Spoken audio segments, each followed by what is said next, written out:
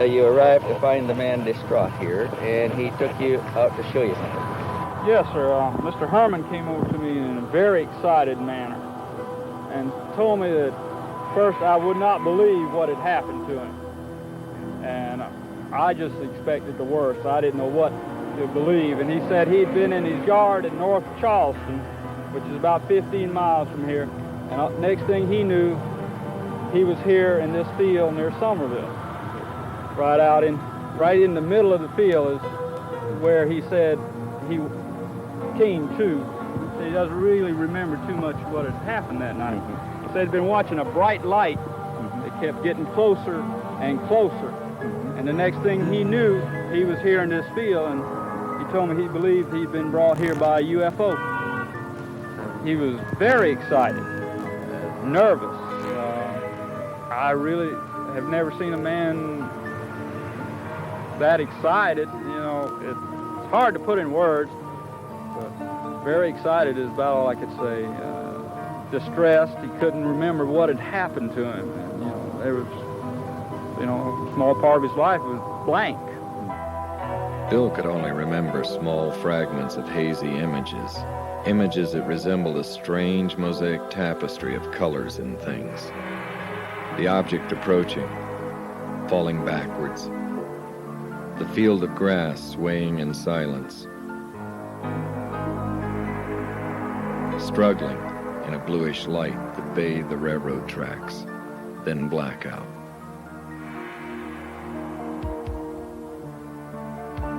Stevens knew he would have to bring in a specialist in hypnotic regression, someone capable of unlocking Bill's scrambled memory. But this would take time to set up.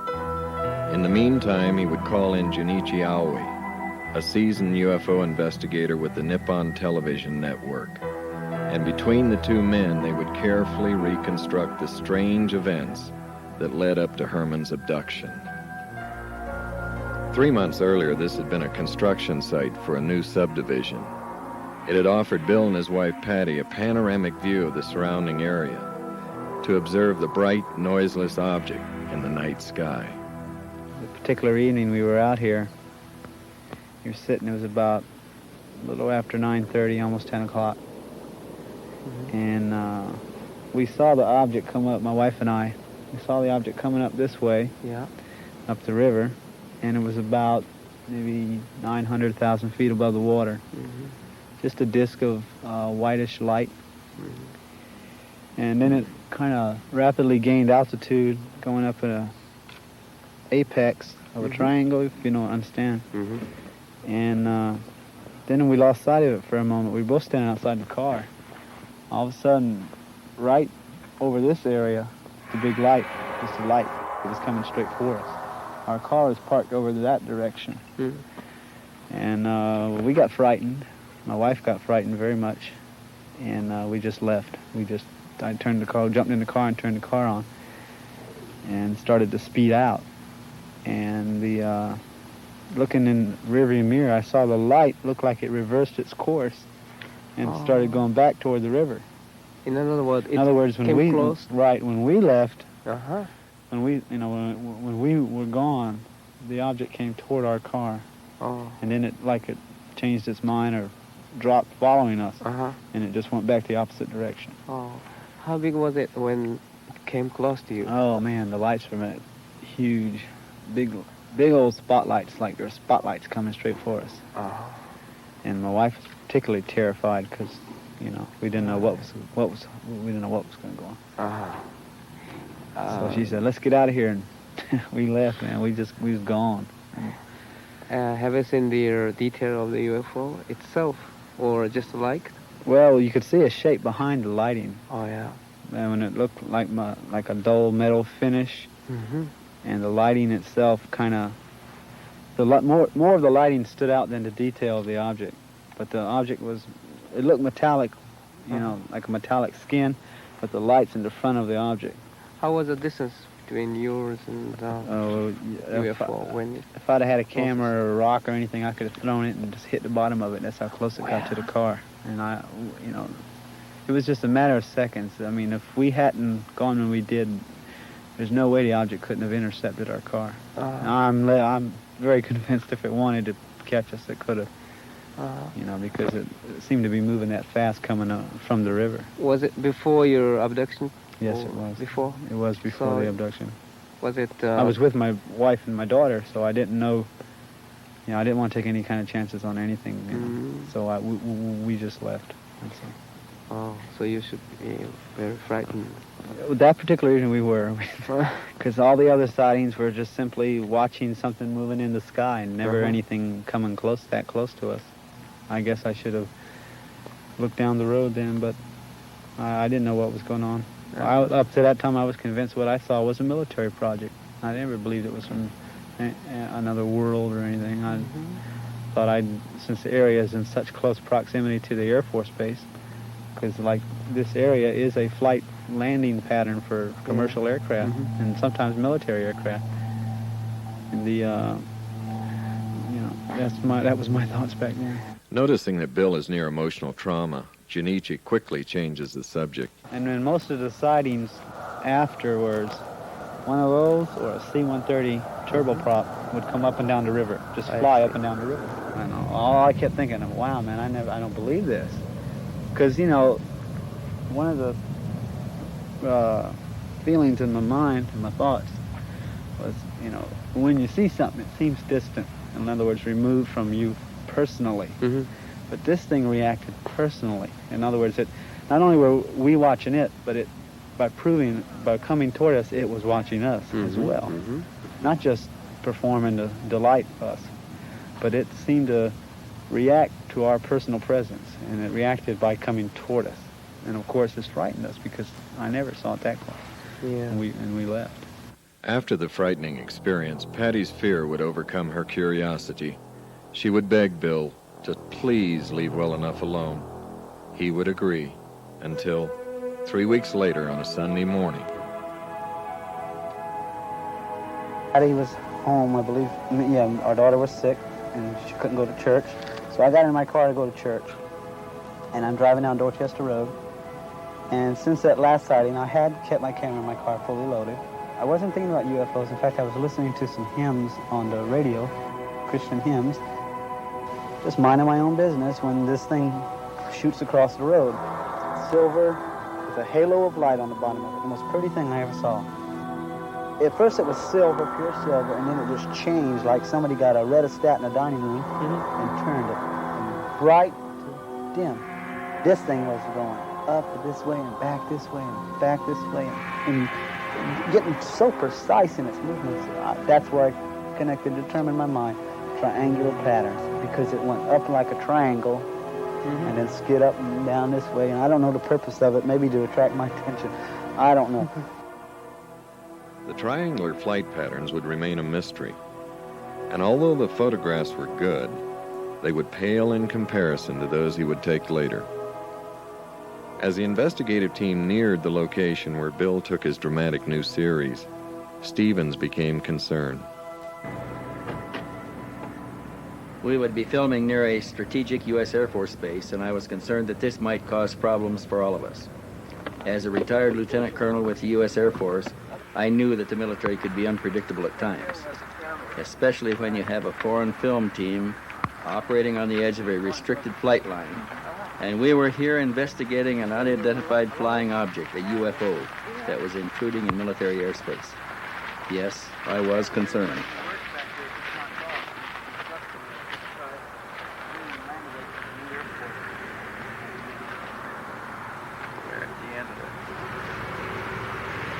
Takeoff or landing runway. Okay, I'll look on the map and I see a little track. The end of the runway, there's a C-141 coming this way, taking altitude. I'm gonna go right over. You ready? Oh, yes, I'm gonna really right. This is the position that he took the photographs from. How close it where it was the landing pattern. Yes.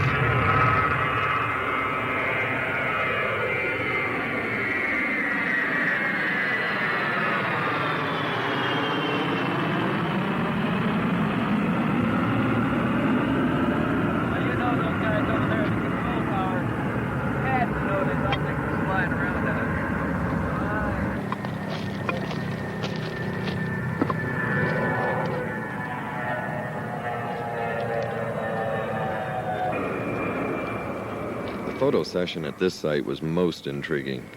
Had Bill simply followed a hunch, or had he been telepathically guided to the location? Another mystery without any clues. Like I say, I was at work, and I left work to come home. Was on my way home. And on my way home, I had that thought. It was like a impulse telling me to, go somewhere.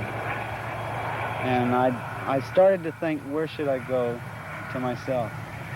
And then it was like in my mind, I got a mental picture of this area. And I knew it was near the air base and near where everybody parks. I got back here, and I wasn't back here 10 minutes when I could see the object. I don't know exactly where I saw it at first, but it circled the area, and I saw it. And I saw, the first thing I noticed was it was much smaller. I mean, it was, prior to other ones were anywhere from 40 to 65 foot diameter, but this one was 20, 30 foot.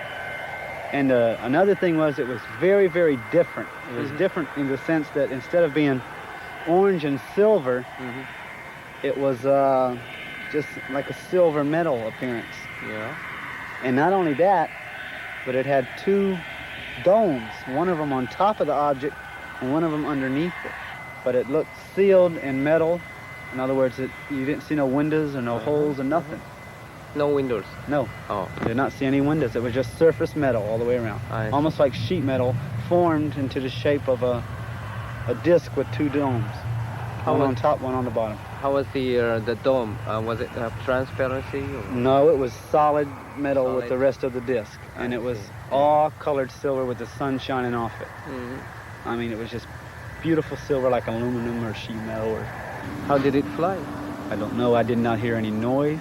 It was like, in that sense, it was like the other objects because it made absolutely no noise. I mean, it would go up like this and come back like this. And come around like that. And just watching it was, it was hard because when it would go that way, I'd run across the field and I'm trying to get it in a viewfinder. And I took about 4 or 5 shots like that. And I believe 2 or 3 of them came out and 2 came out empty sky. Well, in the course of the sighting, the object was going like this way, and then it reversed course and went back that way until it was like hiding behind some trees over there. Yeah.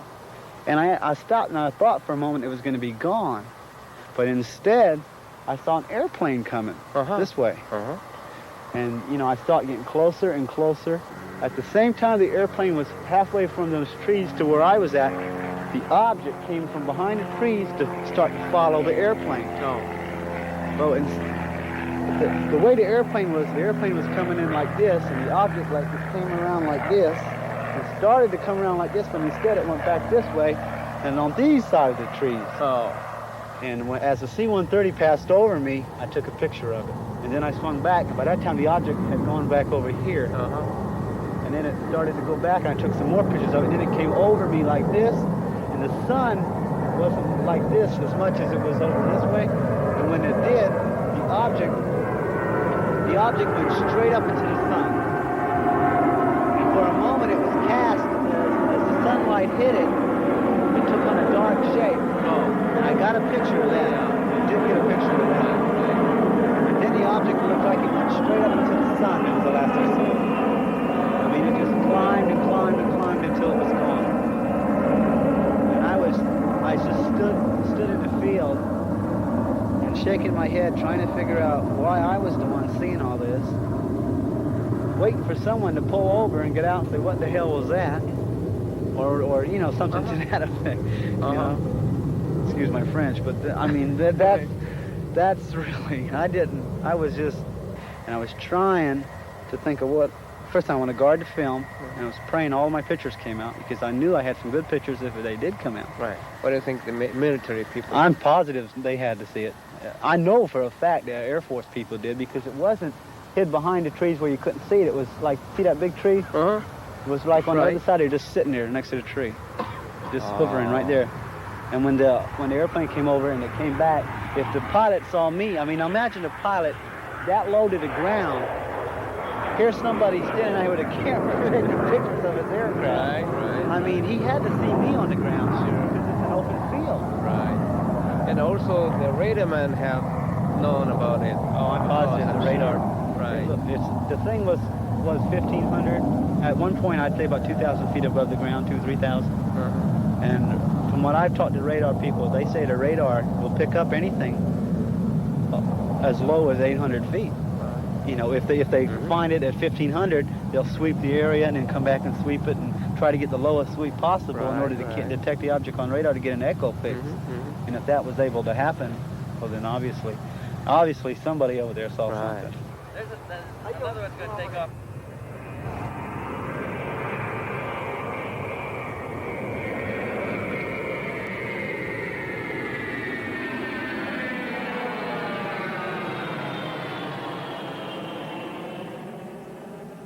The next day, I got a phone call from the Air Force Base telling me to come out there and see a Captain King.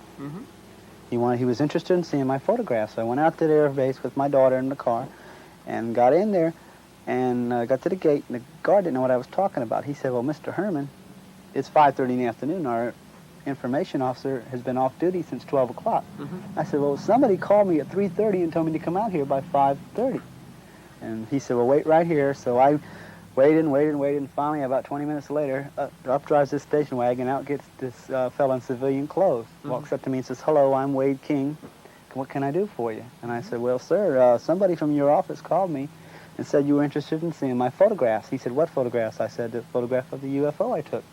He looked at me and he says, wait right here. So he went to the guard shack. 5 minutes later, up walks the guard in uniform with a sidearm, puts his hand on my window in the car and says, are you military? And I said, no, sir, I'm not.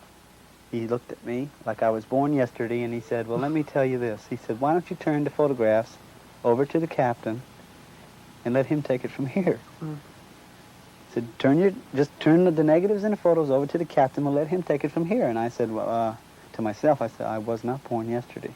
I said, listen, I'll compromise. I'll give you a photo, and you tell me what you want to do with it. Do what you want. Anything that you think you can help me find out what this is. He said, well, we'll certainly do that. Thank you so much. And he wrote his name on I.O. Bill Herman, one card, one photograph, you know. And he handed me his card with that written on the back. So I took it and I left, thankful I wasn't military. So I took these blow-ups back to the information office to get my photo back from the captain. The minute I walked in his office, he was bright-faced, cheery attitude, and got up and said, hello, Mr. Herman, how you doing? And I said, fine. He said, let me tell you, we put it through our information channels, and this is what they told us. You photographed an F-4 Phantom flying at 5,000 feet. That's what you photographed, Mr. Herman. But if you look here, pointing to that picture, he said, if you look here, you'll see the stabilizer and the back tail, and you can even, if you look close, you can see the exhaust. And I didn't know what to do, so what did I do? I pulled out my blow-ups, and I said, tell me something. I put them down in front of him, the same exact picture, and I said, does this look like an F-4 Phantom to you? And he looked at it, and he kind of went like this. And he says, now listen, he says, if I was you, I'd just forget you saw it. I didn't know what to do. I didn't know what was going on. I certainly didn't. And as far as I knew, what I'd seen was a military project. I didn't believe it was from outer space or anything like that. I thought, well, man, you stumbled on a military project, and what proves it? The attitude of the Captain King. That's what proved it to me. You know, his attitude, well, if I saw it, I'd just forget it. You know, why would he forget something that's flying in the confines of the Air Force Base and flying so near a nuclear weapons facility and you know, in this degree? Well, I didn't know what to do. And finally, I didn't have an opportunity to take any more photographs, and I didn't know where I should, you know, how far I should get involved in this. You know, my father said, well, if it is government, you're going to find yourself in over your head, and they're going to do everything they can to discredit you, and they're going to hurt you, and you're not going to get, you got to think your family and all this. And I said, well, maybe I should.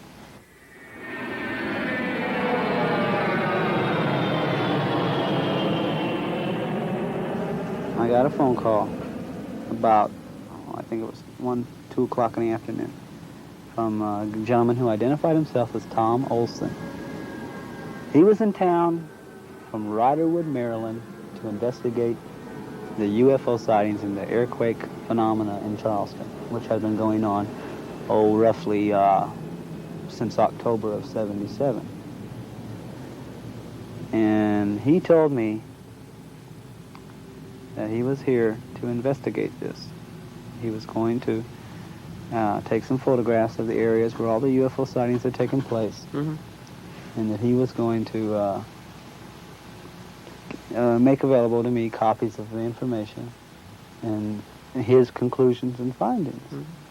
He talked with much authority, a great grasp of what my naive knowledge of the subject, and suggested, could we meet? Well, about 3:30 he arrived at the house. He had a Maryland driver's license with his picture on it, and then he showed me a retired military ID card, and I believe it said United States Air Force, retired. And then he showed me a Social Security card, and then what they called the UFO Information Retrieval Center ID card, which was a long title, but still, it was, oh yeah, with a picture and with a thumbprint on the front of it. Oh. Got in the car, and I had my pictures with me, and I said, here, would you like to see the photographs? Because I was impressed with the photographs as far as, here's something that shows I'm not hallucinating. Right. What do you think it is? He brushed them aside and said, we'll look at those later. Tell me about your experience. I told him. I told him about the earthquakes. I told him about seeing the object. Told him about the photographing it. Told him about all the people I've found who have seen it. The strange things affiliated with it. The reaction to the military aircraft over the field and cross-country road. He said, well, how we get there? So we went there. And first we went to the Beast Ferry, where the object hovered over the towers and moved in triangles. He took photographs. He took at least 40 pictures at each site. A whole row of 35mm film at each UFO site. He took one picture of me at the first site, and that's all the pictures he took of me. With darkness setting in, the men headed back to the car. And he asked me, he said, Bill, let me tell you. He said, what do you think about taking a polygraph test in relation to this? And I'm sitting in his car, and my first thought was, wait a minute, you haven't even seen my pictures. Why do you want to know this? But I was afraid if I felt put on the spot. I was afraid if I said, no, I won't, then he'll just, he'll go to the press, and next thing I know, I'll be on the front page of the paper, big hoax, Then I was afraid, well, if I said yes, it'll get twisted. I'll tell the truth, but they'll say I lied.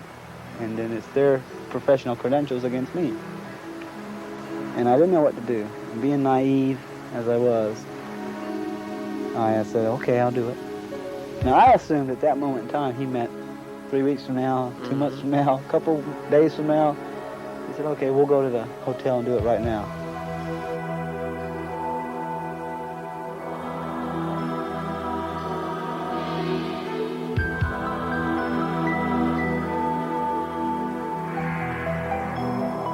Walked in the door, and I'd never been in the Mills house. And I was stunned by the beauty of the inside, the big chandelier and the beautiful furniture and the different adjoining rooms and the soft music playing in the background.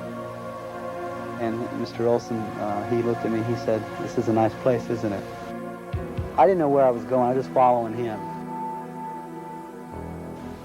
And my thought was, well, polygraph, it seems to me they got to have a certain place they got to operate in. And I was assuming there's got to be somebody else with him, but I haven't met them yet, and I don't like this. I don't understand what's going on here. It seems like there's something not right here. But I wasn't going to blow the whole thing and walk out and say, no, I don't want to do this now. The elevator went to the 5th floor. We walked out of the elevator, walked up a little hallway in front of the elevator till we got to a big hallway. And we took a right, walked all the way down. It seemed like a long walk. And we turned right again, walked up another hallway till we got to the last room down the hall. And the thing I didn't like about that room was it was separate from the rest of the rooms. It was like a little box closet. I heard him tap on the door twice. The knob turned. I walk in the room and there's 2 other people in there. And one of them introduced himself as, he kind of mumbled when he introduced himself. He said, I'm Dr. blah, blah, blah. He shook my hand. The other fellow says, no, I'm so-and-so. with the Riderwood, Maryland Polygraph Association or something like that. He said, well, sit over here, and there was looked like a flat machine, looked like a briefcase almost. And when you open it up, there was like a polygraph, the polygraph machine itself. Now, there was all kinds of little wires running out of it. He did not ask me to sign anything, which I felt, not that I wanted to sign anything, but something in writing to protect my rights, you know. But even when that thought crossed my mind, I dismissed it, which I was manifesting naiveness. I wasn't scared as much as I was, I don't like this. You didn't even tell me there were 2 other people here. You know, and I was wondering what was going on, but if this is the way they operate, well, maybe I just better go along with the tide.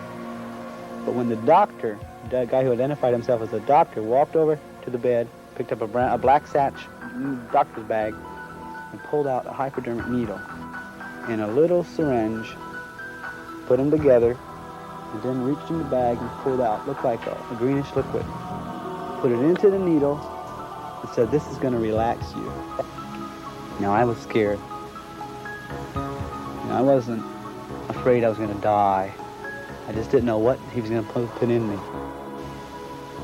And I started, my voice quivered, and I asked him, are you sure that won't hurt me? He said, no, Bill, this isn't going to hurt you. And I rolled up my sleeve, and he punched me right here.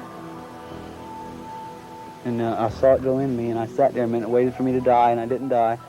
And I sat there, and I felt very, very relaxed. Very relaxed. And he started asking me questions. Did you see a UFO? And I said, yes, I did. And the doctor, the polygraph guy marked something.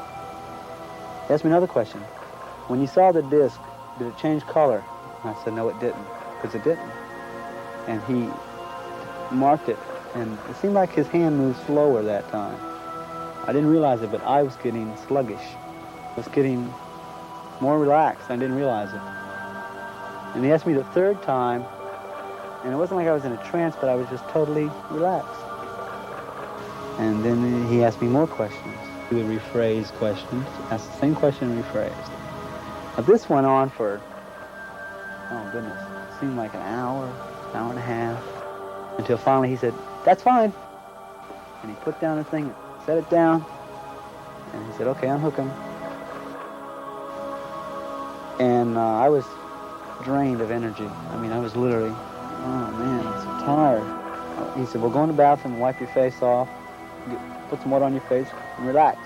It's over, don't worry. And I was in there and I did that, and they conferred for a moment. I didn't hear what they said. You could hear them mumbling each other, and I didn't hear what they said, but because I had the door half shut. But the minute I came out, they all walked away from each other. Tom Olson said, okay, Bill, I bet you're starved. And I remember saying something about, no, not really, I'm more tired. So we left the room. I went downstairs, got in the car. He says, you sure? I'll be glad to take you anywhere. I hear they got good she crab soup at the Trawler. And I said, no, Tom, I'm about to drop. I'm tired. Take me home. He said, okay. He said, listen. He said, you'll be hearing from us for the results of the polygraph examination. He said, either way, you're going to hear from us by at least Wednesday. So we drove home, and we hardly said 2 words on the way because I was tired. I didn't even feel like asking anything.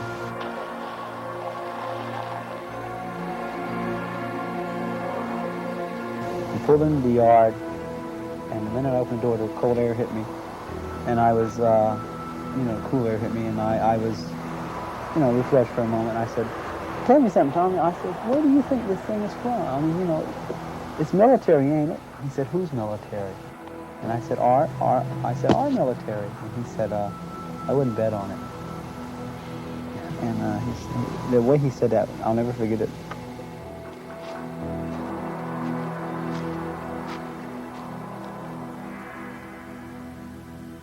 One week later, Bill received a memo from Tom Olson asking him to fill out a questionnaire and send copies of his photos to the office in Riderwood, Maryland.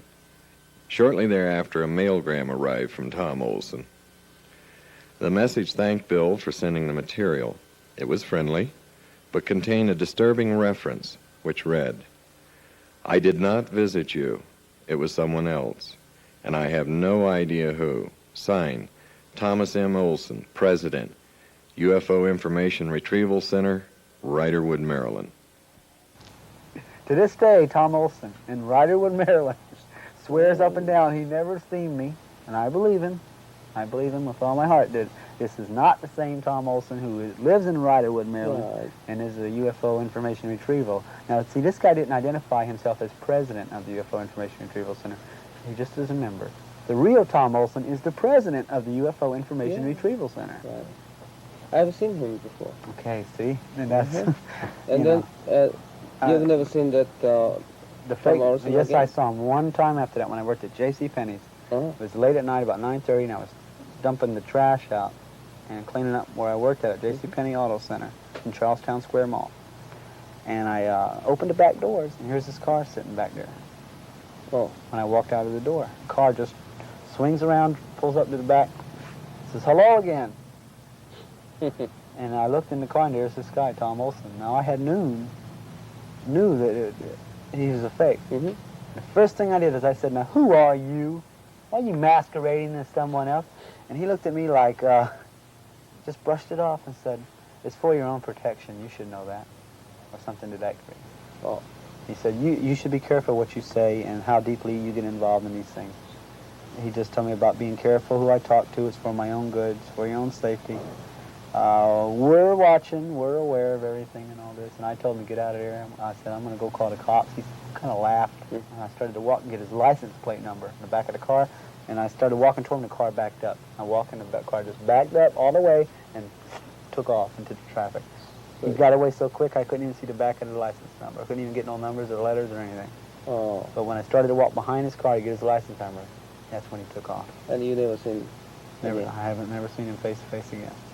Wow. And what do you think? I think he's either CIA or the.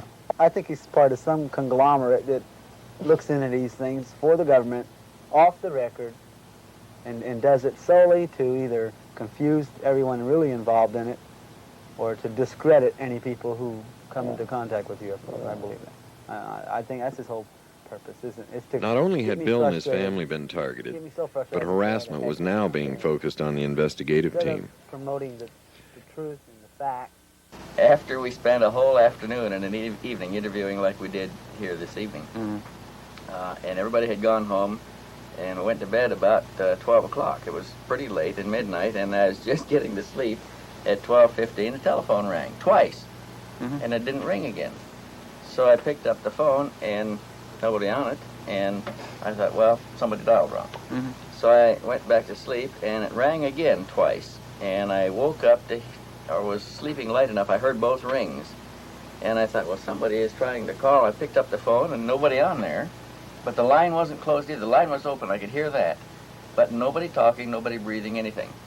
So I hung it back up, and I dialed the desk downstairs, and I said, did you call me? And he said, no. I said, did any calls come in for me? He says, no, there hasn't been any calls on the switchboard. It's 1:15. So I hung it back up, and I thought, well, that's strange. And at 2:15, I got another 2-ring call. And I picked up the phone. I says, who is this? Nothing.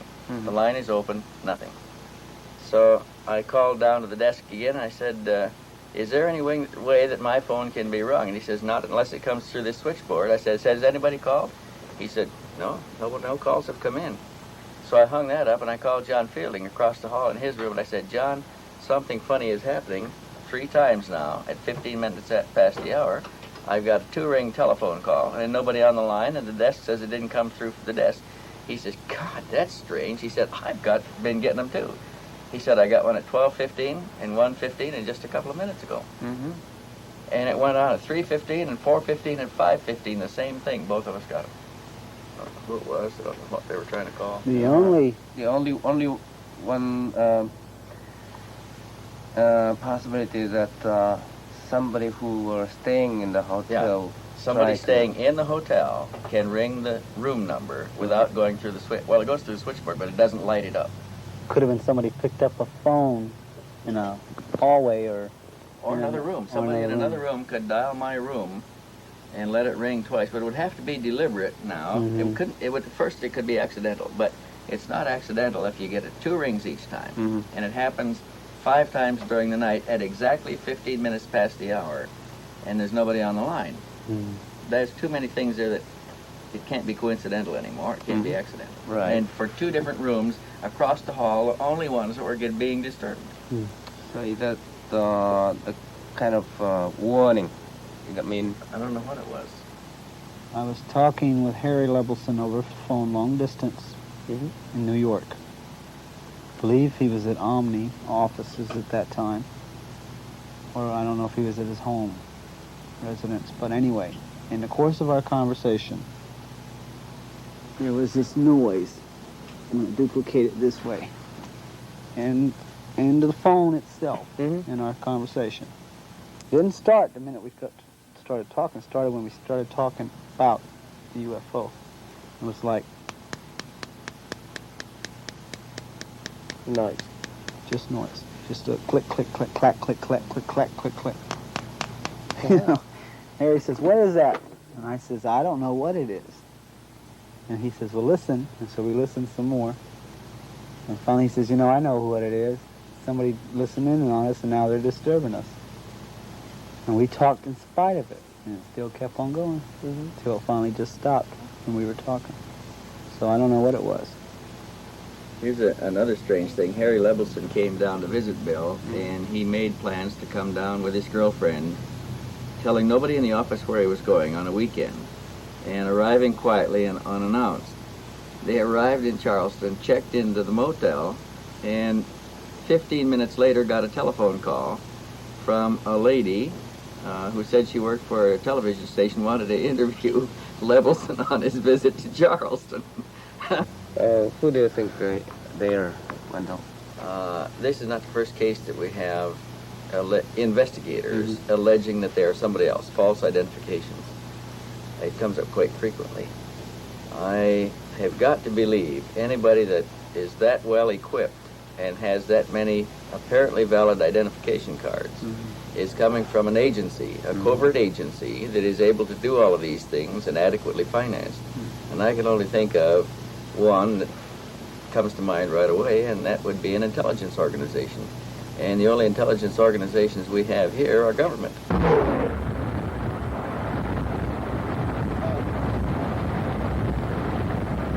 Two banks close together. The investigators call a witness, a friend of Bill's from work, who had similar sightings of the unusual object. Left turn on Old Trolley Road.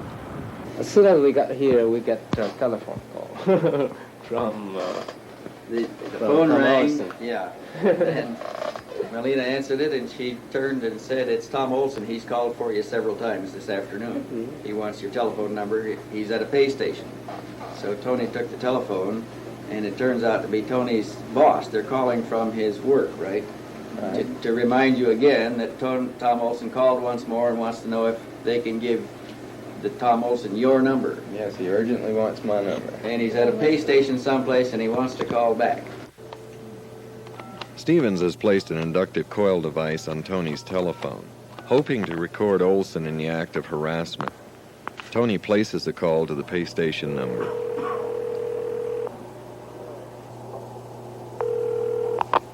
Hello? Yes, is this payphone? No, sir, it's not. See, do you know Mr. Tom Olson? No, sir, I don't. No, all right, thank you. Olson had managed to send an ominous warning. To the investigators, we know where you are and who you are talking to. We are watching and listening.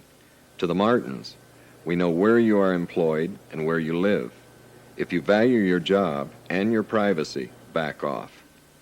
Unshaken, the Martins agreed to the interview.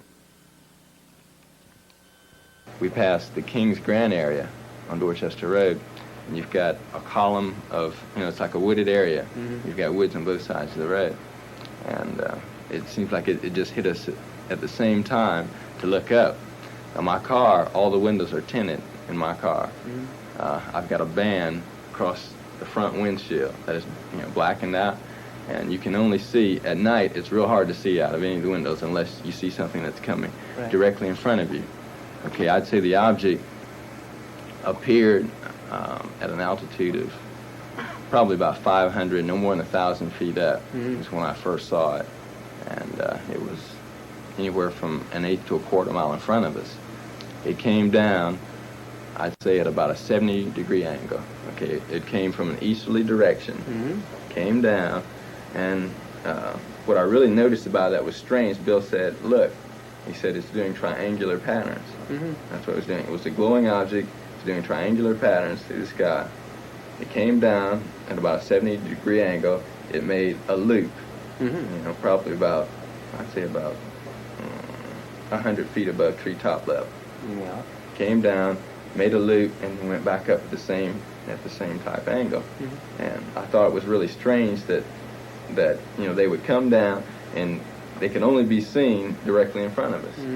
Okay, and I didn't think there was any mistaking, you know, of it being the object because of what he had told me about the object doing triangular patterns. So we saw that. We went a little bit farther down Dorchester Road, and we turned into another subdivision called Forest Hills. We went back in that area, and you've got the Ashley River area. It's marshy. Right. We went behind a house there, and we just stood around. You know, he just had an impulse to turn there. We went back there, and we stood around, and it was like someone cut on a light bulb out in the far distance. Just saw a bright flash, and then went back out. And you know, I thought about it. It could have been the object. It may not have been. I took into account quite a few different things. I noticed that just prior to seeing the object, we had a C-141 fly overhead, and it was heading towards the base. You know, you could tell the size of it, the lighting, you know, things like that. You can usually tell, you know, what type of object you have in the sky. I've been around military objects for quite a period of time. I've lived on military installations all my life. So I've seen, you know, what flies and what doesn't, and I've never seen anything like that. Tony would answer a nagging question that had eluded the investigators. How long had the Charleston area been undergoing UFO activity prior to 77 and 78? I had my first sightings back in 1973 while I lived on Charleston Air Force Base. We had a flap that lasted for about a period of a week where we had numerous sightings. They were multiple sightings where you had 3 to, I would say, up to 9 crafts in that area, mainly over the Charleston River Basin. It was a circular type object that had a dome on top. It had lights that were revolving in a counterclockwise rotation. I can even remember, I think it was a football game that they had on the base, and you know, I don't know how true this is. I heard it from quite a few different people. They said a saucer-shaped object came over the football field, hovered above the game for a period of 5 or 10 seconds, and then just shot off towards the Ashley River area again. When was that? This was right back, I guess it was during 73, 74, right around that same period of time.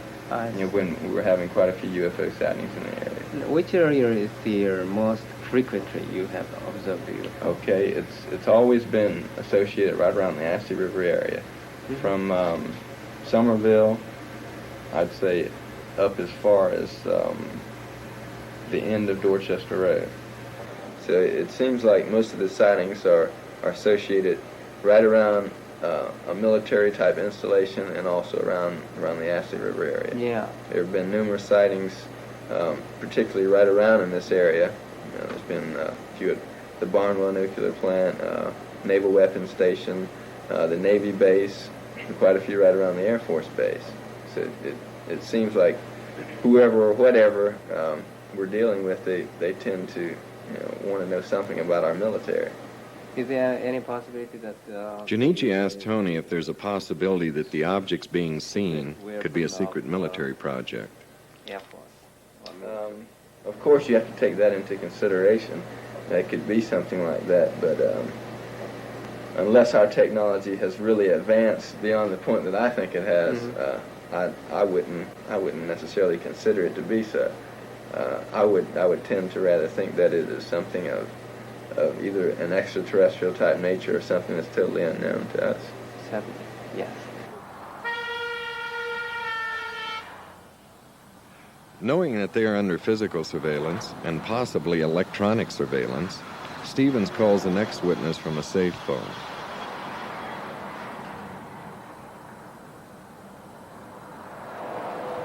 In December 1977, I was returning from lunch back to my office. It was about 1:30 in the afternoon, clear sky.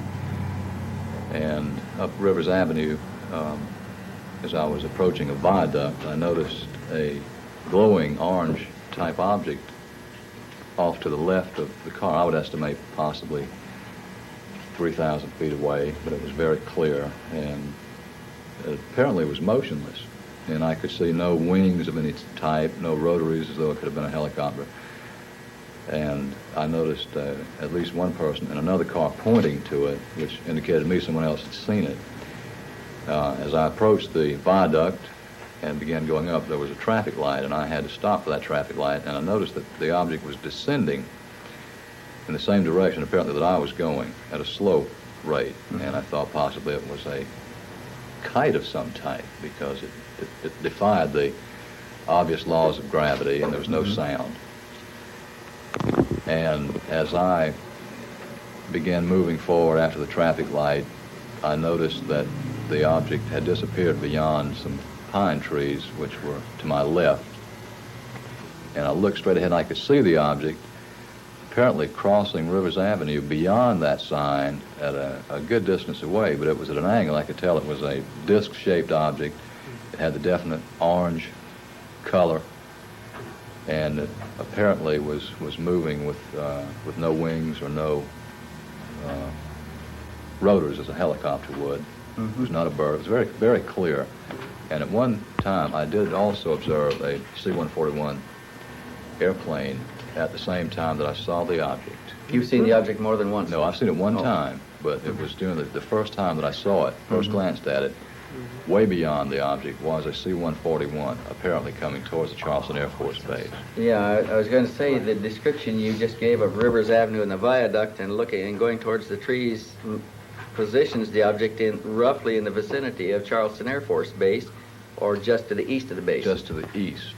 And you saw southeast of the base. a C-141 in the air, either in the traffic pattern or landing, which would confirm that. Right. So the object was operating within the landing traffic pattern of Charleston Air Force Base, if we're guessing right. That's correct. I would estimate that possibly the object was, I would say, between myself and the Cooper River, which is the Navy Yard facility. But it would be difficult to say exactly how far. From your perspective, could you form any kind of an estimate of its size, its diameter? I would estimate between, say, 25 and 30, say 25 to 35 feet in diameter. Do you think the C-141 noticed that the UFO itself at that time?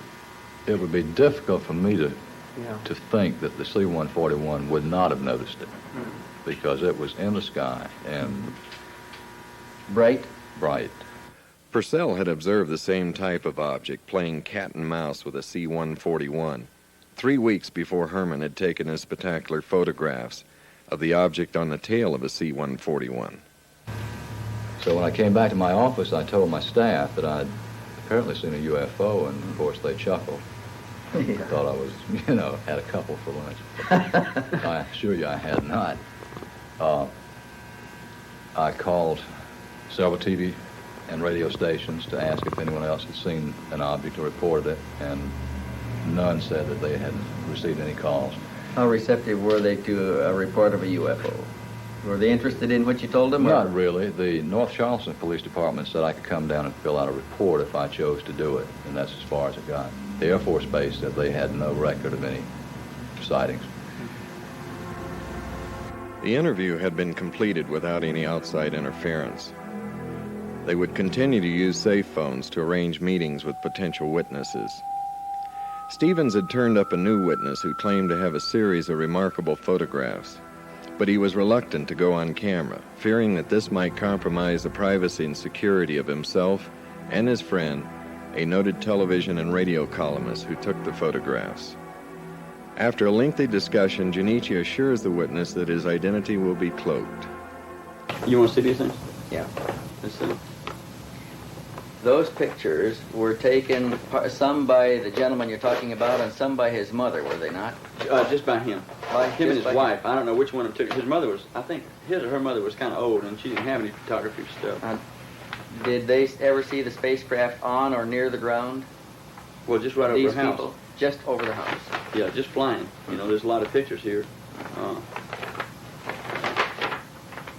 As far as I know, no one has ever seen these photographs except for the people I've described. Here's like this one's flying directly over the house.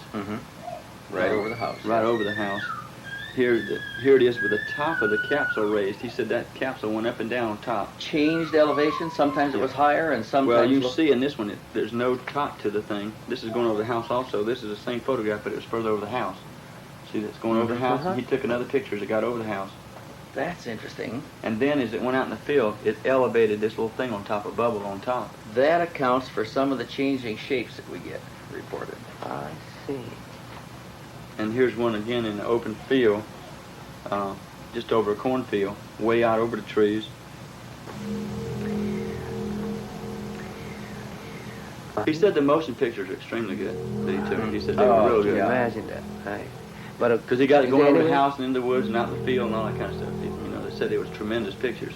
Is there any way we could get... Could you give us his telephone number again and let us call and introduce I won't ourselves? unless I call him. I'm going to be perfectly honest with you. We'll pay for the call if you call him and ask him if he will talk to us. We'll give him a control name. We won't reveal his identity or location. We can promise to all of those things and give proof of it. These are just photographs that you can take pictures of. Yeah. And like this is one is going into the trees and going a little further and so on and so forth. And because of his wife, I don't feel like he'll ever do anything as long as he's living. Because she is still terrified. Yeah. Totally. And there's a very nice people. And they're very rich people. Okay, so it wasn't a case where they couldn't protect herself with money or anything. They could, but it doesn't seem to bother. They're still scared. He said, and eventually, these people are going to contact you. He says, if you start this thing up, they're going to contact you. He says, and I know what I'm talking about. I've talked to other people who've been through this thing. He says, that's the reason we're totally silent. He says, so if you want all the publicity and all the headaches you can ever get, you start revealing this. And now I don't know whether I should have listened or not.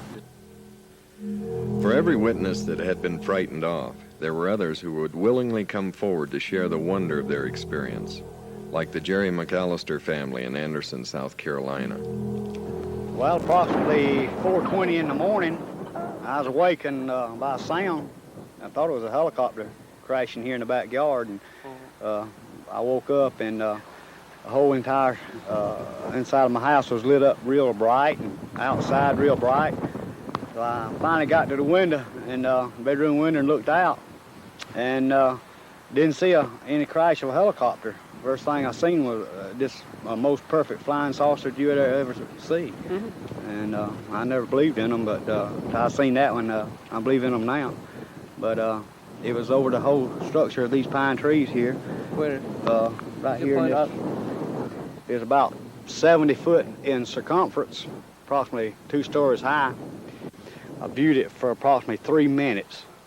But in turn, I had a broke leg, and I grabbed one of my crutches and finally hit my wife in the leg and got her awakened, and she got to the window, and she said, oh my gosh, how beautiful. And so it was sitting there hovering over these pine trees, and as it was hovering over the trees, it was still floating, just up and down motion, clockwise, just like that. Then when it got ready to leave, it just turned up, tipped up on edge, and just went off like a streak of lightning. The saucer landed in his front yard, came down in his front yard. They went to his house, and he drew this sketch. Yeah. And about an hour and a half later, the Easley Sheriff's Department called me and asked could they come down and me draw a sketch of the saucer that was here in the backyard. I said, sure. So they came down, approximately an hour and a half. I drew this sketch here of the saucer. Yeah. And not even seeing this, after I drew mine, they compared it, and you see how close they are. Right. And they didn't even, I didn't even know that they had a sketch that he drew. We didn't know nobody else had seen it. Didn't even know anyone else had seen it. The UFO bore a striking resemblance to the object filmed earlier by the television columnist. Yeah, shake it. There were 17 people in all. 17 people gathered here before Counting, the thing counting the landed. deputy sheriff, 4 deputy sheriffs, and our family, and those neighbors and the next door neighbors. There's 17 people in all. As daybreak came at 5 after 7, that's when it got up yonder real high, and it was still bright. And then all of a sudden, it left and it was cloudy like. For Yeah, for just a in this little bit. area, just in this area about through there, from where it left, it was cloudy as it could be, just like it's coming up a, rainstorm. Was there any odor or smell of any kind? No smell, no odor, no smoke. These trees, nothing moved when it was there or when it left. Everything I was guess I perfect. originally wasn't scared. I could see windows, but the windows were black. Black. It was just all white, and the windows was blacked out. It looked like. Have you seen the UFO before? No, sir. Have you heard of that, the story? Yeah, the story. I Are read you- magazines all the time. Were you interested in? She is. Yeah. She's the only one that's ever believed in them or liked to read about them. And my sister, she reads about them and she loves it and she believes in it. We'd make fun of her, and she would give Nancy her books, She'd buy the UFO magazines, and I always give them to me after she finished with them. And I'd read them, I'd say, Mama, look at this. She says, oh, I ain't fooled with that. I don't believe that stuff. I didn't. How about you yourself? This was the first time. I see. And before then, I you didn't believe in UFO? it. No, sir. How about you? No, I didn't believe in them. Like I tell you, I didn't believe they even sent men to the moon. I just never could get it in my mind and believe that mess. But I believe it now. And this saucer here, it didn't come from the United States. We brilliant, but I don't believe we're that brilliant to have something that beautiful. Not a structure like this was. I believe it comes from another planet.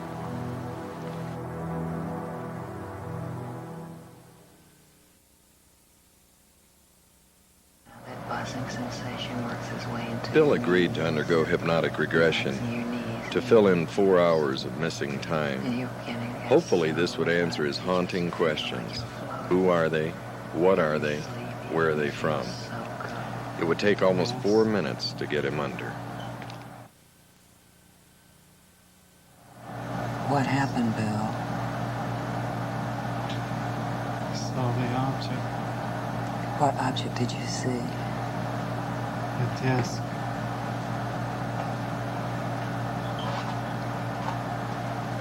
I saw it moving. I pointed it out to my wife. Just relax, relax. Stay where you are. Keep the program where it is.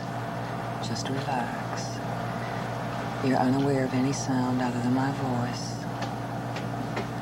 It's moving over the towers. I can see it. Patty, I'm gonna get a better look at this. I'll be right back. I better call Larry. Larry? It's back over the area. Right now, yes.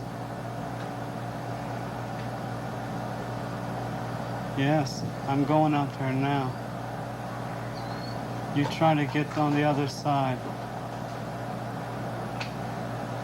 Okay, bye. I'll be right back.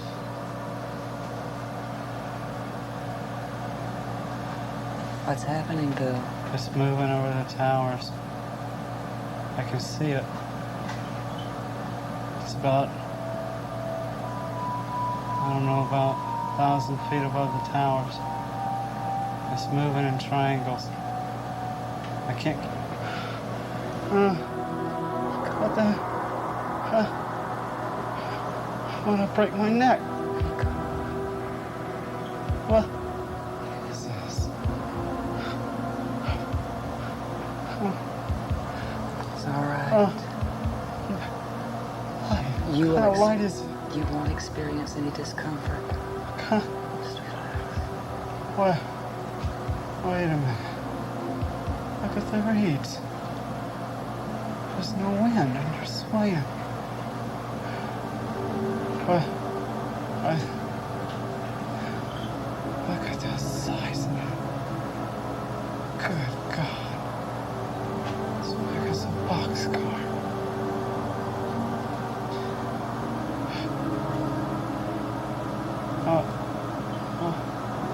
Where are you, Bill?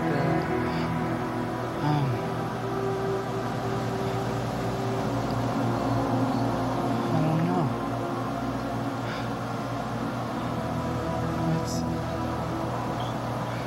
Relax. My shoes. I can see my shoes. I'm lying down.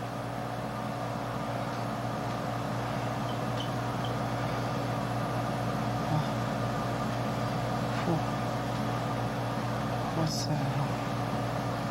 Looks like a stoplight. Where's the stoplight? It's on the ceiling. What color Wait a is it? minute. It's not a stoplight. What kind of place? This is... What did I do? Get hit by a train? Wait, no. No, that can't be. No. Wait a minute. What do you see, Bill? Oh my. The lights are slowing down. They're flashing. On the ceiling, there's a light. Oh. Who's that? They're bald. Wait a minute. They're not bald, that's just the way they look.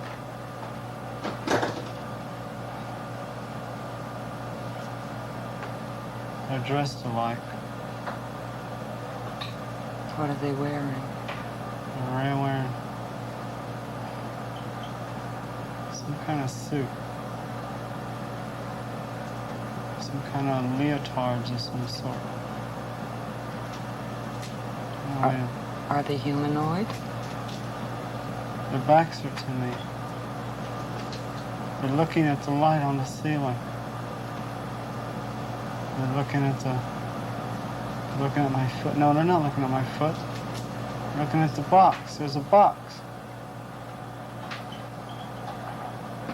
I can't move my arms. I want to sit up, but I can't. My clothes are on, but my coat's undone. My shirt's unbuttoned. Is anything attached to you? It's cold. Some kind of metal box. Flat metal box. It's cold, but it's not like water. Where is the flat metal box? It's on my chest.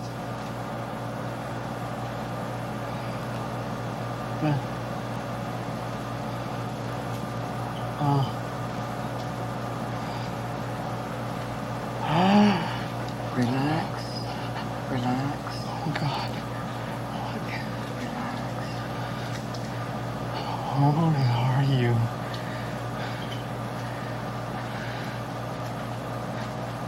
Oh, my God. What's happening, Bill? They're looking at me. Oh, God. What's wrong? Don't be afraid. Don't be afraid. Don't be afraid. Don't be afraid. I won't be afraid. They're standing there.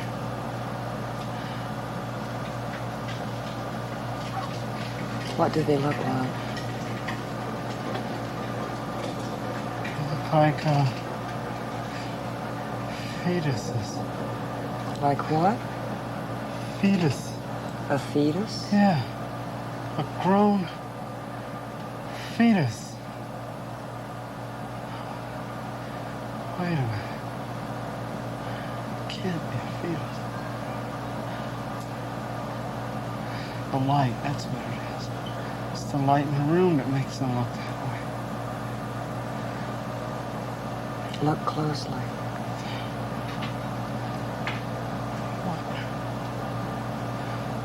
That's strange. What's strange, Bill? Their eyes. They don't have no whites. They don't have no whites. It's just brown. It's dark, black, brown. It's just a circle right in the socket.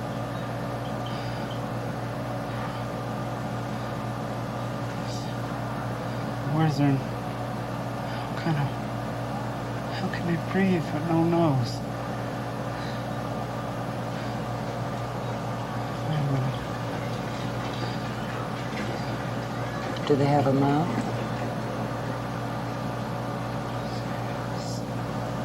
It's a slit, a straight line. The lips are no lips.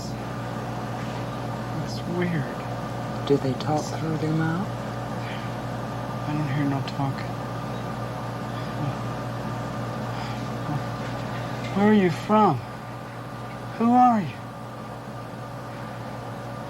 Answer me, for God's sake.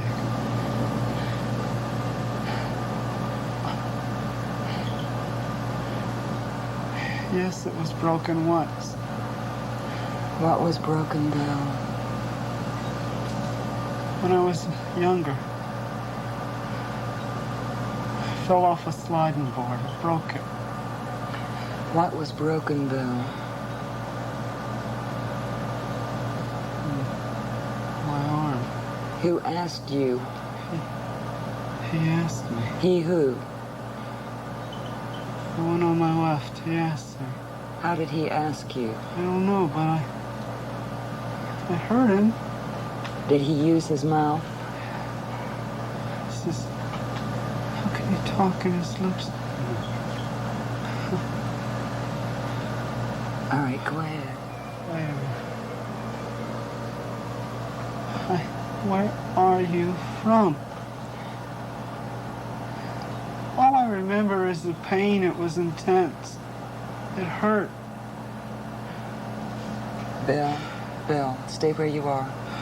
I want you to tell me the questions they asked you when you answered. Do you understand? Concentrate on what it was like. Be still and concentrate. Very well.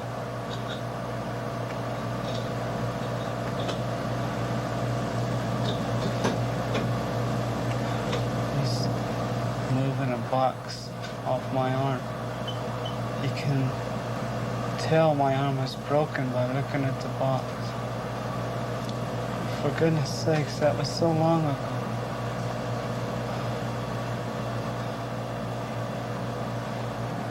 Two legs. Did you see their hands? Yes. How many fingers did they have?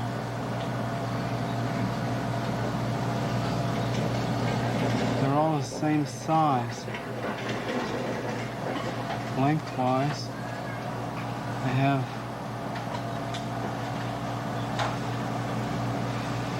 4 fingers. And it looks like a thumb, but it's the same size as the fingers. So that's a total of what? 5? Yes, 5. Okay. All right, now you're... Go ahead. The hand is weird. Why is it weird? You can't see any creases where knuckles go. There's no kind of It almost looks like they're rubbery. Almost flexible. Can they manipulate them very well? They seem to be stationary. They're stationary? I mean, they don't bend them. When they bend them, they bend the whole hand. All right, Bill, let's go from... They can't even be 4 feet tall. How tall? 4.5 feet. They can't even be that tall. My goodness, they're small.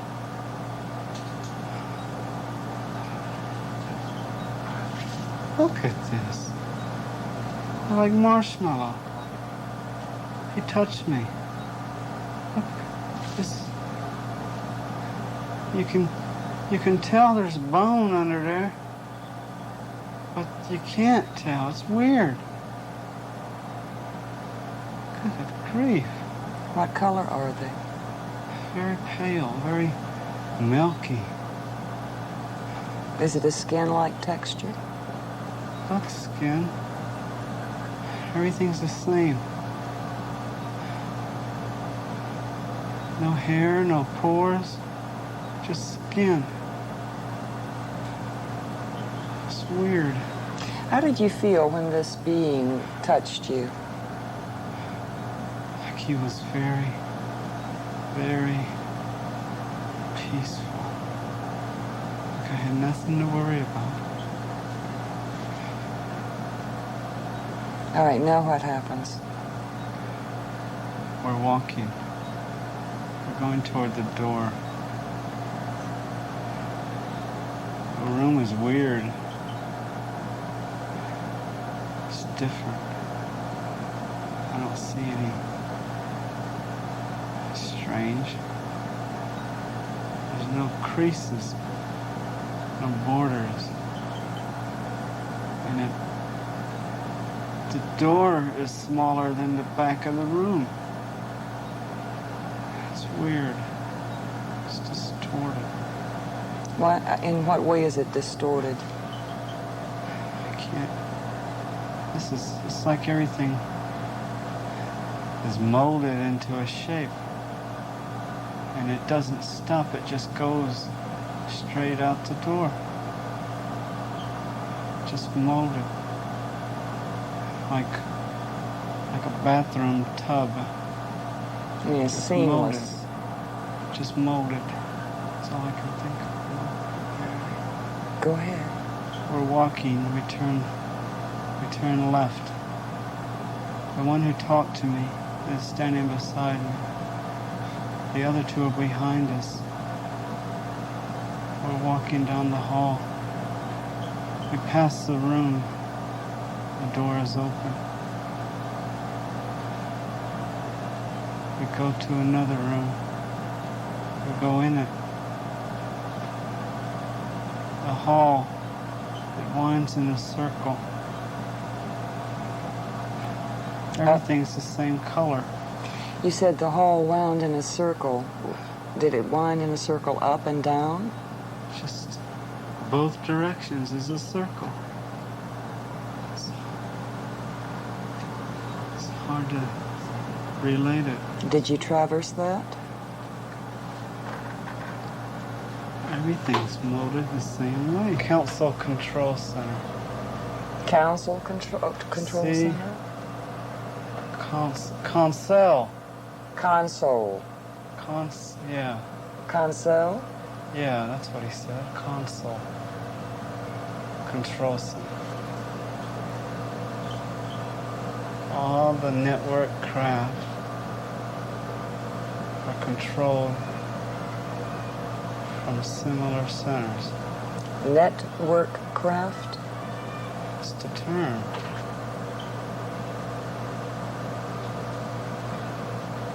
What's the network? What? Where? What did he say? He said they manipulate gravity. No, they manipulate the equilibrium in the gravity. How? Did you ask him?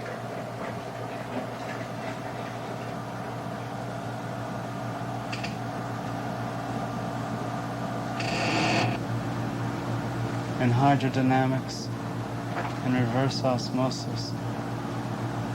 A technique of reverse osmosis. They've been doing this roughly 50 years.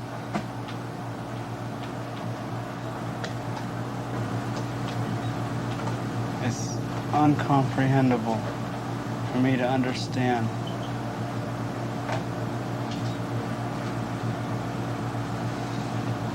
Why are they telling me this? Bill, let me ask you a question. Did they, at any time, promise you or tell you that you in any way would remain in contact with them?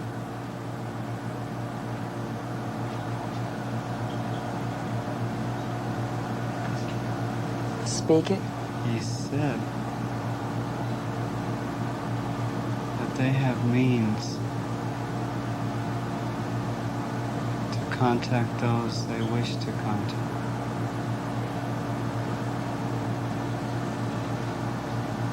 He said,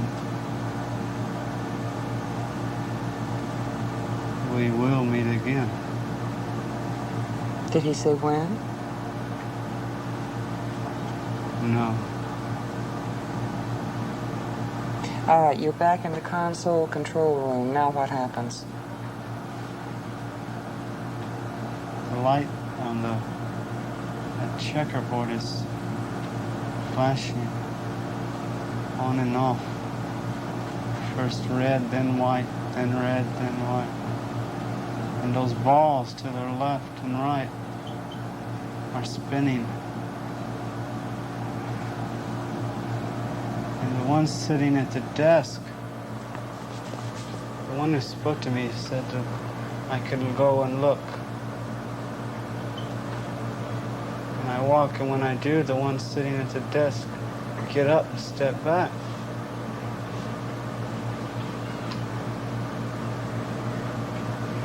What happens? They step back. And when I move away from their desk, they sit down. Did any of them at any time touch you other than the one who helped you from the table? No. They look familiar. You're in control center now, where the lights flash red and white and red and white. Yes. Yes, he's motioning me around the room. I'm looking, everything looks funny little writing on the corner of every block. And it looks like squiggles, lines. Can you read it? No, it's different. All right, Bill, I'll tell you what I want you to do now. I would like very much for you to move your time to the point where they release you. Just a few minutes right before they release you. Now what happens? We're walking down the hall. We've left the place where the propulsion was. The big round balls. We went in a little closet, some kind of little room. We walked back up, like a diagonal hallway into a little closet. And the door behind us shuts and the one in front of us opens. But when you step into it, you don't see no door.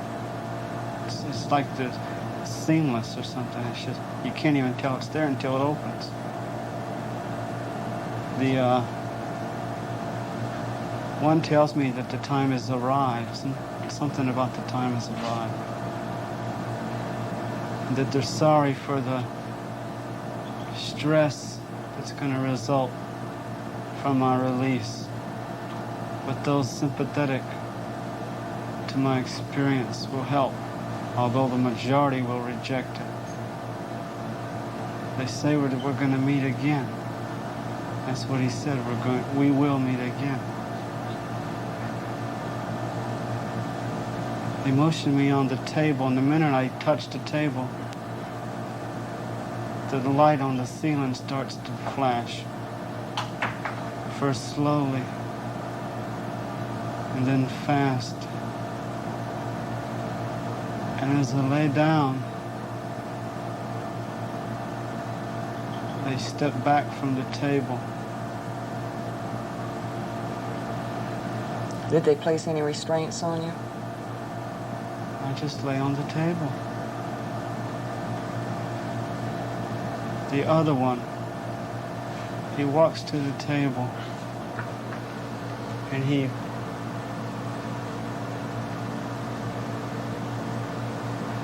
putting the binoculars around my neck.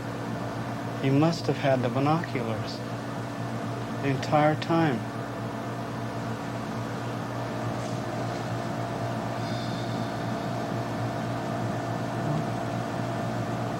The lights flashing and they're standing there.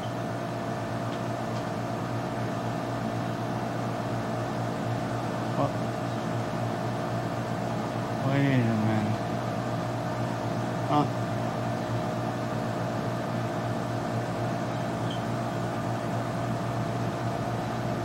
I'm looking down at my feet. There's a glow at my feet. I look up slowly in a daze.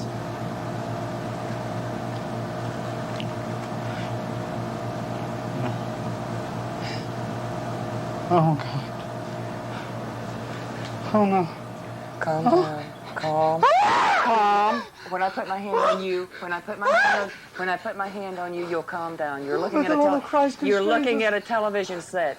You're looking at a television set. You're watching this on a television set. You are watching this story on a television set. Look at the television set. I'm running. Look at the television set. Describe what's happening on the television set. The object is leaving. It's going up. Look at that thing move. It's going in triangles. There it is again. You're watching it on a television set? It's going to the left. You're all right. Oh, my God, where am I? Where's the tracks?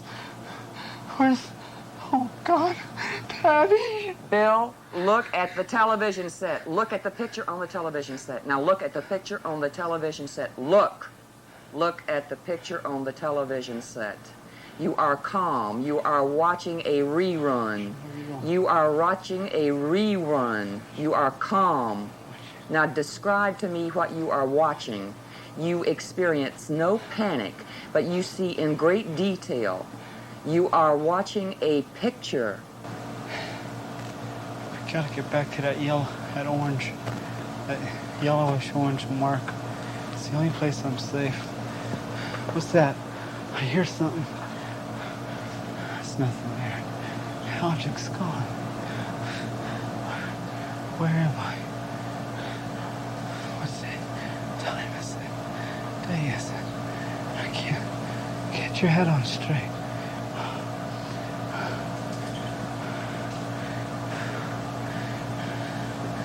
Height nor depth nor soul can reach to separate us from the love of God in Christ Jesus. For God so loved the world that he gave his only begotten Son. God, get a hold of yourself. Relax. Calm down. Relax. It's over with, Bill. Calm down. Bill, look at the picture on the television set. You are watching a rerun of what happened to you. You have already experienced those emotions. You don't have to do it again. Okay. Sorry. You don't have to experience panic again. Okay. There. What's that? A car. There it goes. I gotta get out there. Do I go or don't I?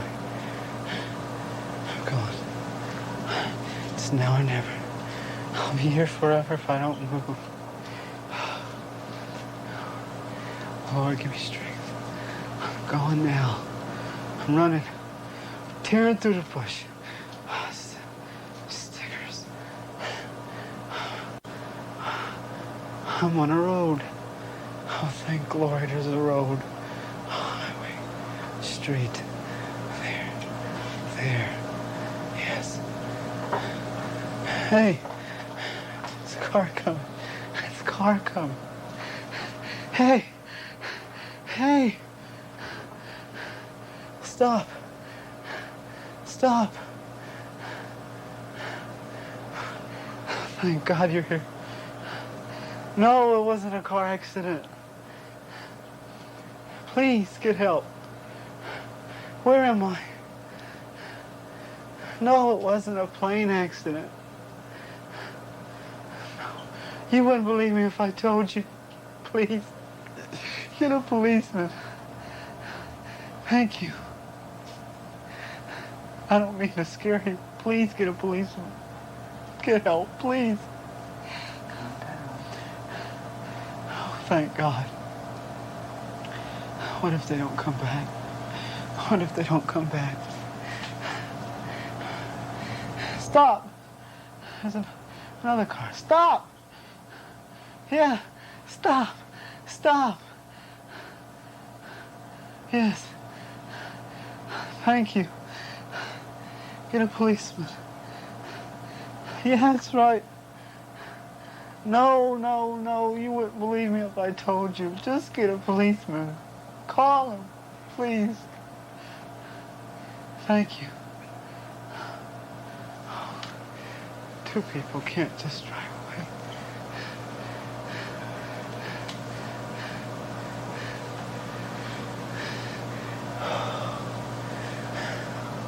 Yes? They're back. Yes, they're back. My name is Bill Herman. What time is it? Where? I can't be. Just a minute ago it was 9:30. Where am I? Part of Charleston. What? Wait a minute. That means, oh my God, I can't be. Oh no. I was standing in Charleston at 9:30. I saw a light in the sky. It dropped to the river. I saw. Eric, who is? Yes, thank you. Thank you.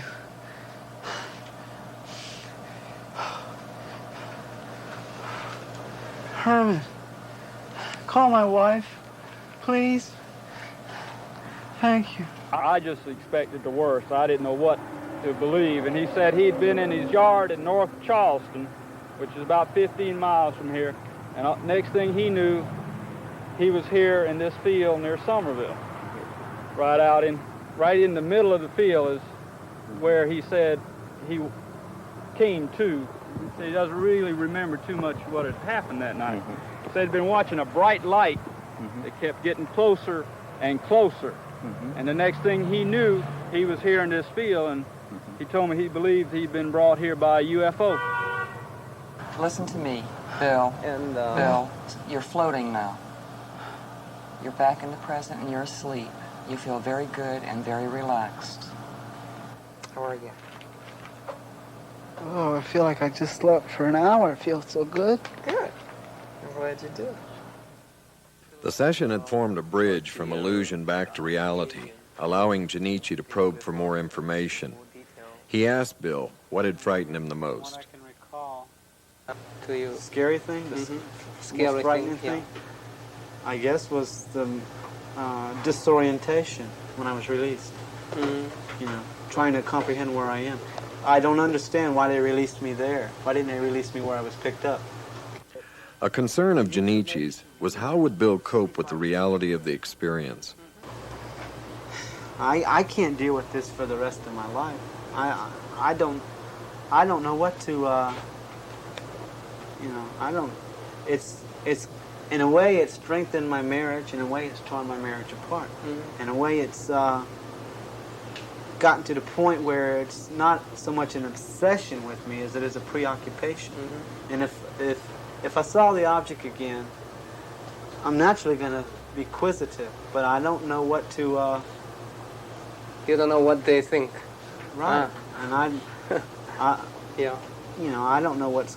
You know, it seems like with all this information and all this in relation, it seems that, you know,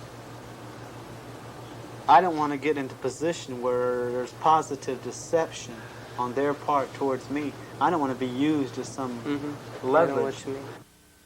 There would be more sessions and more answers to troubling questions, beginning with, why did the objects perform triangular flight patterns? The reason why they are moving. The reason, I thought I got over that, is the reason that they fly in these triangles or they perform these erratic movements is because radar can lock on them, interferes with their propulsion somehow. I don't know the mechanics of it.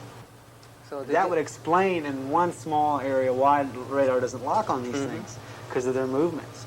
They come up the river and they're flying level, and then they just crease up. And the higher they get, the more starting this thing they do. But they seem inside the object to be able to stabilize everything inside so it doesn't tear itself apart like a jet would if it started doing these acrobatics. Junichi asked if any of the objects had crashed due to radar lock-on. I believe this is back in the 60s or 50s, that radar had interfered with the propulsion of one of their network vehicles, and that the object itself had to make what he termed an impact landing or a crash landing. Literally, they lost one of their objects. And not just the object, but the occupants on board were lost as well. He said governmental authorities and got the craft itself, the occupants. As a result of that crash, they tried to make contact with the government, open contact. But it was suppressed, the way he said it. And it's maintained suppressed. By whom? I don't know. By the way he said it, Earth governmental powers. And that it was maintained suppressed. And they're just, you know, in the future, when the threat of abuse can be removed, then they'll try it again. When will it be? I don't know. I do know that they said that the objects would be continuing to be sighted. Sightings would increase. People would observe them in action, and that this was going on. It was going to keep going on. They have gone the route of selecting different people into populace and revealing themselves to them, I guess, and trying to establish awareness of their presence by doing that. How did they contact you? Junichi asked Bill, why was he contacted? It seems to be that they start out, you know, just normal sightings. And if the person indicates a willingness of some sort, then they'll return. They said they have means to notify those they wish to notify. They told me that the field where I was released, someone else had been released in that field. I've been searching for who that person could be. Oh, I don't know.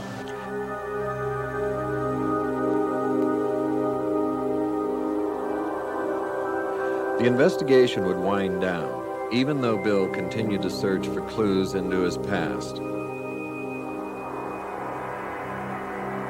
After I recall what happened the first time in March, I was told by the occupants that they consist of a network of these objects that are operating around the world presently in the continental Western Hemisphere, is the way they worded it.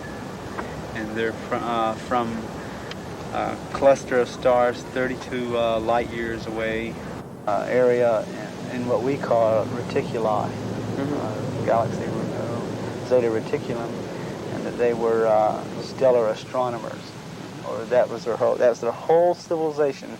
That's what they were geared to: stellar astronomy and life and study of life all across galaxies, and that they're a network sent here to initiate what they call direct observances.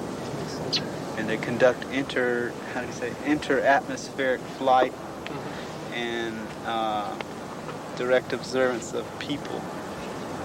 And what they do is they examine, they see the geographical spectrum. They examine the experiments that they conduct in what he called reverse osmosis and hydrodynamics. They conduct a lot of experiments over water. They conduct experiments in aeronomy and geodesy. See, these were things that came out after I went through. Dr. Harder helped me a great deal by breaking that block that was like I couldn't remember. No matter what I tried, I couldn't remember. So when I did remember, it was like just like a water pipe was busted and the water just wouldn't keep turning over and turn on. Just like that.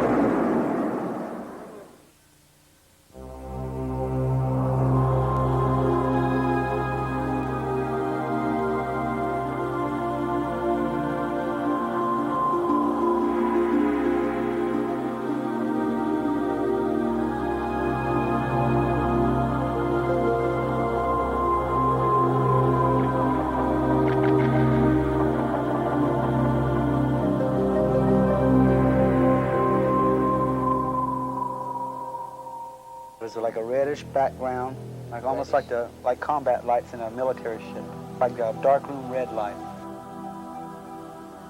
The emotion was that way, that I felt like I was an ant and they were a human standing next to me. I felt afraid because I didn't know what was going on.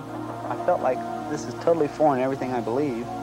All my emotions and fears were just tossed aside by the comforting assurance of what he said to me. Don't be afraid. I heard the voice, but I did not see the lips move. I heard it as clear as you hear my voice, in English. It was in English. It was a little symbol, looked like a serpent with wings, like a half fish and half snake. And it was the most strange, eerie sensation when he touched me. It was like I knew him from somewhere and I couldn't place it. It was like, wow, this is like a buddy you knew when you was growing up and suddenly here he is again. I towered over him. I mean, they were smaller than me. I could have tossed them aside with a good right hook, but I didn't feel threatened that bad. And the feeling was so soft and gentle, and yet at the source of that gentleness and the source of that softness, there was total control of the situation around me.